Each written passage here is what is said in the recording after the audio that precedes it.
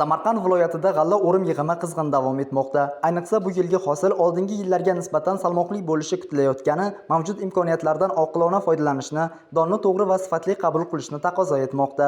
Jumladan O'zbekiston Respublikasi Vazirlar Mahkamasi huzuridagi Agrosanoat majmuasi ustidan nazorat qilish inspeksiyasining Samarqand viloyat boshqarmasi tomonidan Oqdaryo tumani don qabul qilish maskanida press-tur bo'lib o'tdi. Unda ommaviy axborot vositalari xodimlari, sohaga aloqador tashkilotlar mutasaddilari hamda fermer xo'jaligi vakillari qatnashdi.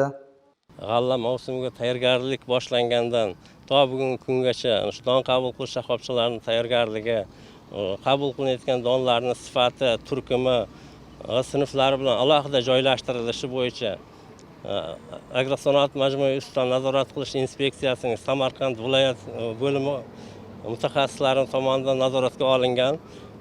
Shu bilan birga ana shu viloyatda g'alla topshiruvchi fermerlarimiz ham bu haqiqiy adolat ko'prigi mavjudligini guvohi bo'lyapti.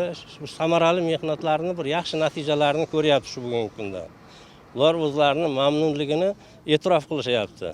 Sifatli don qabul qilish mavsumida O'zagroinspeksiya xodimlari oldida turgan vazifalar mavzusiga bag'ishlangan press-tur doirasida ishtirokchilar don qabul qilish punkti hududidagi mavjud texnik bazani, laboratoriya sharoitlarini, elektron tarozilar va namlik o'lchami uskunalari orqali don sifati qanday nazorat qilinayotganini ko'zdan kechirdilar.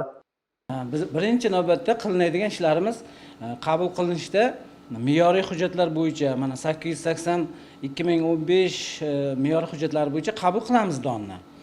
Va birinchi namunalar olinadi avtomobil transport mashinalaridan, keyin fakturalar tekshirib ko'riladi, qaysi navda yoki 3-klass yoki bo'lmasam 5-klass bo'lishi mumkin. O'sha sifatlarni aniqlash uchun namuna olamiz.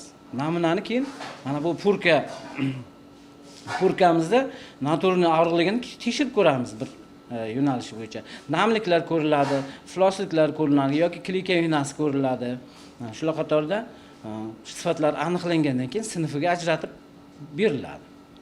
G'alla o'rimi va yig'imi mavsumi davomida o'tkazilayotgan bunday chora-tadbirlar fermerlar tomonidan ne mashaqqatlar bilan yetishtirilgan donni yig'ishtirib olish va sifatli saqlashda muhim o'rin egallaydi.